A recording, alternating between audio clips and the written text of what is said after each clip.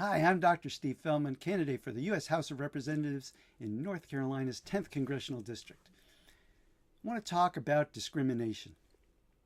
The government should treat each person as an individual, never discriminating on the basis of gender, skin color, or sexual preference. We're all one part of one human race, and government policies should reflect that by avoiding any form of preference in publicly funded endeavors. Coming from a Jewish background and having lost family members in the Holocaust, I am acutely aware of the devastating impacts of discrimination. Life is challenging enough for people without adding unnecessary barriers for anyone. Addressing past discrimination is important. If someone has been personally disadvantaged due to historical discrimination, it's reasonable to provide appropriate redress. This approach ensures fairness without perpetuating discrimination. Publicly funded colleges should not use race as a factor in admissions. Instead, they should consider the individual effects of past discrimination. For instance, a recent immigrant from Africa with no personal or family history of discrimination in the United States should not receive preferential treatment based solely on skin color. Doesn't make any sense.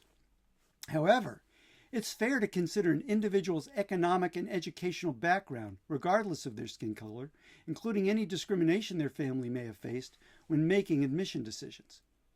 Or consider marriage. It's a deeply personal and often sacred institution. It's not the government's place to dictate who individuals can marry or to force religious organizations to form marriages that go against their beliefs. For many, marriage holds spiritual significance.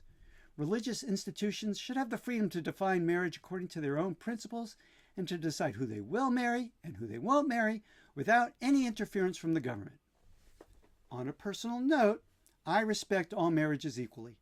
Two people who wish to marry should be able to do so freely without any government interference.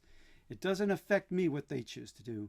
Love and commitment are personal choices that should be respected and protected for all, regardless of gender or sexual orientation. By ensuring that everyone has the right to marry, we can promote a more inclusive and compassionate society. In essence, let's respect the sanctity of marriage as defined by each religious institution while upholding the fundamental right of every individual to marry whom they love.